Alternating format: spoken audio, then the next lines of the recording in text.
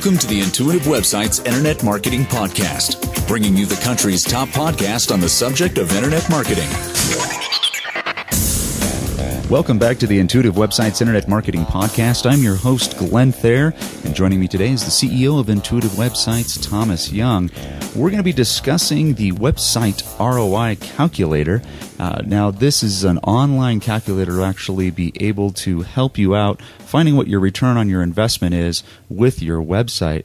Now, Tom, tell us a little bit about the ROI calculator. I guess we should start by telling people where it's at, where they can go to find it. Right. It's located on our website. If you click on resources, it's the top link on the pull-down menu.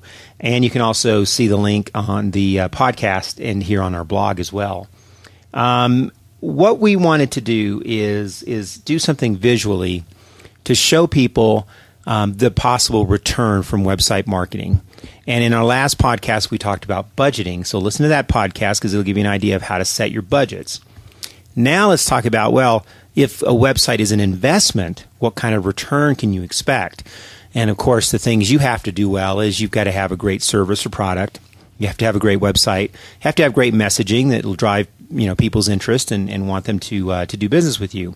But if you do those things, then it's a pretty black and white way to see your return because you can track everything on the web. We've talked about this in other podcasts. So once you have your stats in place and you know your traffic and that sort of thing, you can use the calculator then to determine exactly what kind of return you're getting.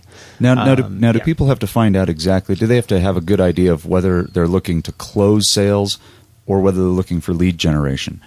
Well, good question. And in fact, what I would encourage you guys to do if you're listening to this podcast is to go to the calculator on our website and as we talk, kind of plug in some numbers and we'll kind of walk you through it. So we have the page up in front of us here in our office, and there are two distinct types of calculators that we have here. And one is for lead generation websites. And we've talked about this in strategy and in other podcasts.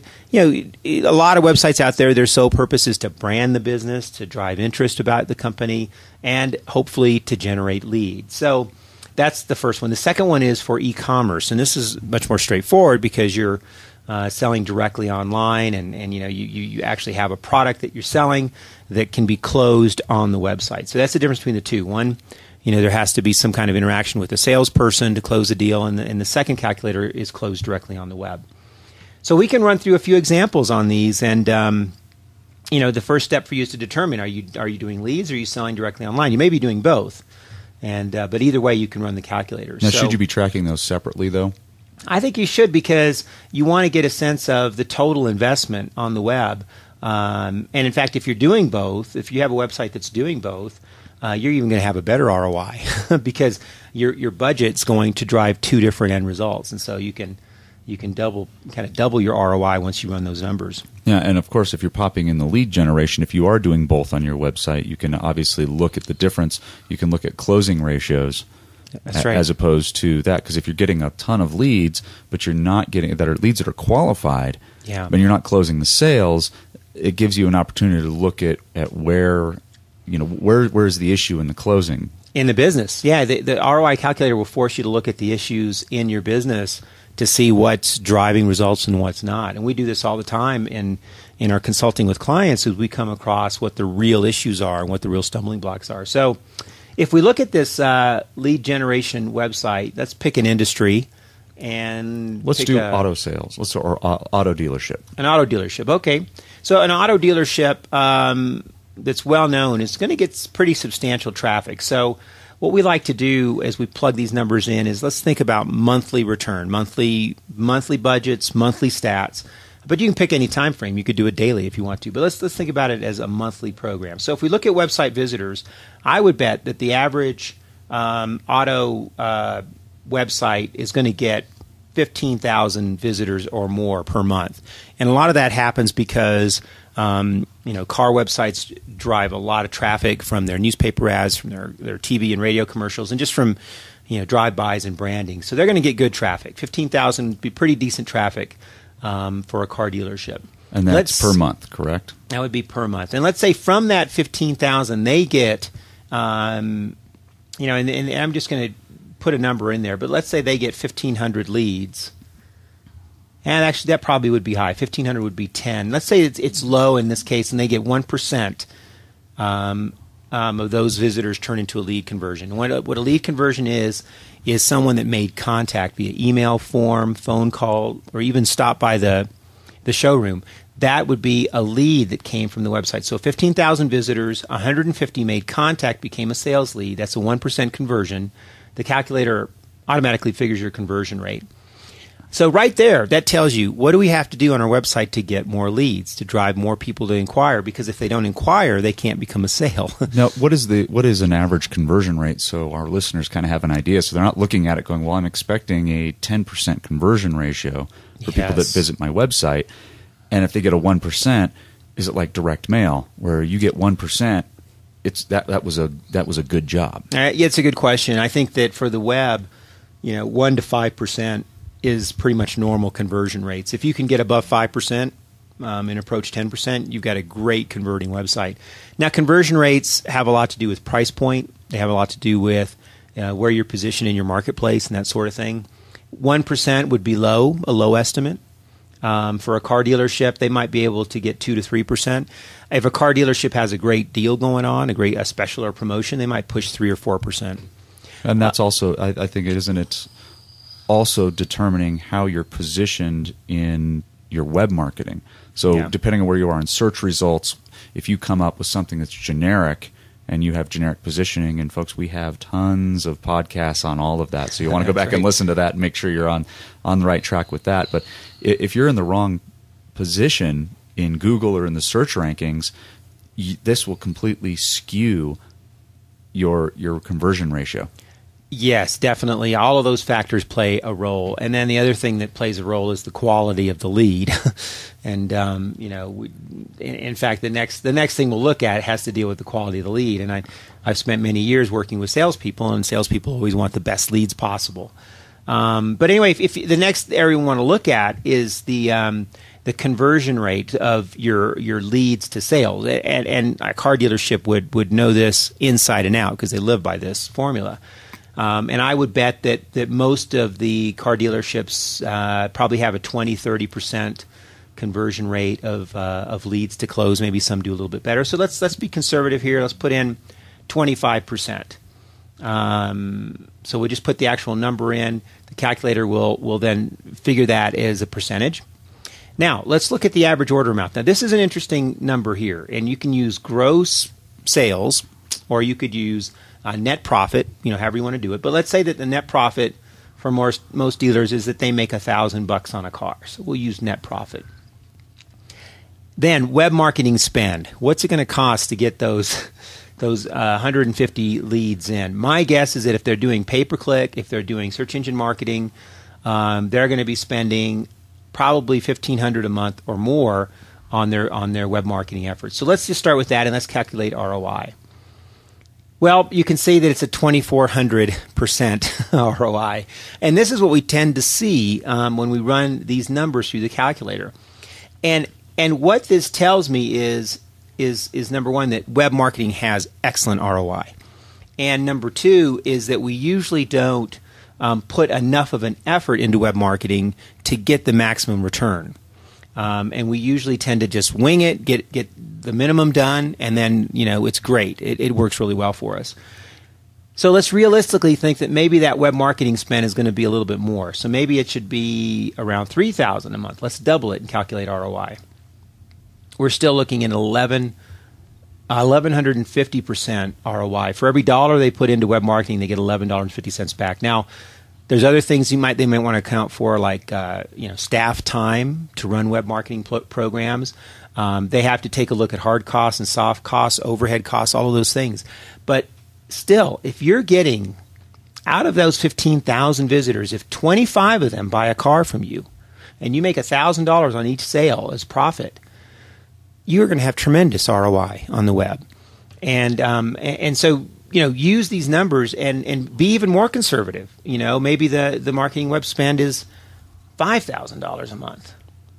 And we do that, we're still at 650% return. Imagine trying to get that from a newspaper ad or a radio ad. Now, this is a really good way for the people in the marketing department to really go up to the powers that be to justify extending their web marketing reach. Because I think there's too many businesses out there that want to rely on organic search results. Right. And they just want to say, I want to be number one on Google. Well, number one on Google is not always enough. I mean, It's great. It's a great place to be. But if you're number one in the wrong place or not quite in your niche, you still need to find out what you're doing. You still need to dial in the details to get that return. And I think this ROI calculator does just that. Well, and to add on to what you're just saying, let's say that you're trying to put a proposal on the table to do expanded pay-per-click or something. And you come back and say, hey, let's spend another $2,000 a month on pay-per-click. And if we do that, we know we're going to get another 1,000 visitors. And if we do that, we know we're going to get another 15 leads. And if we get 15 leads, we're going to close 4 or 5 of them. You spent $2,000 to make $4,000. Right? So, run the numbers, figure out your profit margins and all that, and you'll see how you can justify this kind of return. Lead generation websites actually have some of the highest return potential from the web because their average order amount can be so high. You can be selling cars or houses or even used cars or consulting services or whatever you're doing. You most of the average order amounts here are in the thousands of dollars. So let's switch gears and look at the e-commerce side of things, because this is a little bit more straightforward in some ways, and in other ways the ROI is a little more challenging because a lot of the stuff sold on the web is under $100. A lot of it's under $50. So. And you can get it in so many different places. And it's competitive, right? And it's very easy to shop and do price comparisons. So let's do, the typical e-commerce site that we work with that's doing pretty well might have 5,000 visitors a month, let's say. And let's say that from those 5,000 visitors, once again, let's use a 1% conversion rate, which would be low. And let's say they get 50 orders from those 5,000 visitors. Let's say the average order amount is around $100. And let's say that their web marketing spend is, say, $1,500 a month. Let's calculate ROI. 233% return. Now, they're not getting a lot of sales because, the 50 web orders at $100, that's what, $5,000 in return. So they're spending $1,500 to make $5,000. But still, add a 0 to each of these numbers, and you can see that they're still going to get a 200% return. Let's say that they work really hard and they increase their conversion rate to 2%, which is, definitely doable. And let's say they increase their conversion rate without any additional spend. They did it with better pricing. Maybe they offered free shipping and built it into the price point of the product. And maybe they have better messaging and an easier to use website. Calculate ROI, it just went up to 500% with that same spend. And the other thing too that we can do in both of these calculators is to think about your fixed long-term expenses and your short-term or monthly expenses. Like, for example, if you're going to build an e-commerce website, it might cost you $5,000 to $10,000 to do that. But even if you prorate that over the course of a year, your web marketing spend is still marginal. So let's do that in this example. Let's say they built a new website and they're going to budget another $1,000 a month for the cost of that new website. So now our web marketing spend is, let's just bump it up to $2,500. Calculate ROI, it's still 300%. So, the challenge I think for the listeners is to, figure out, well, what kind of website do I have, or what kind of website am I building? And then go into the calculator and start running numbers and get a sense of, if you do these things right and if you're smart about your web marketing, what is the potential return? Now, when you do go to the powers that be to get more money, at some point, you'll hit the end of the line. There's only so much juice you can get out of the orange. But my guess is that most companies aren't anywhere near to maximizing what they can get as a return from web marketing. And the ROI calculator can help them see those numbers and see the impact of the spend and conversion rates on their bottom line. Now, as far as talking about the bottom line here, I know we mentioned in the beginning with these calculators, you can pop in your average order based on what your net would be, what your net profit versus your gross revenues. Right. You can run those anyway. Yeah. Now, obviously, if you're somebody in marketing trying to build the case for getting more marketing spend for your budget, you're obviously going to go off of gross revenue and say, hey, look at all we can That's do. right. But the powers that be are going to want the bottom line. It's like, okay, after we've spent all of this money and we have our profit margin here, how much more of the profit are we going to give up to put into this marketing spend, and what are we going to get for that? Right. That's definitely a factor. And the other factor is the the average order amount of a long-term sale. If you've got you might have an e-commerce website where you sell food, right? If you got a client or a new customer that comes in and buys food from you, well, hopefully they're going to buy more food, right? So maybe the average order amount for a customer isn't $100, maybe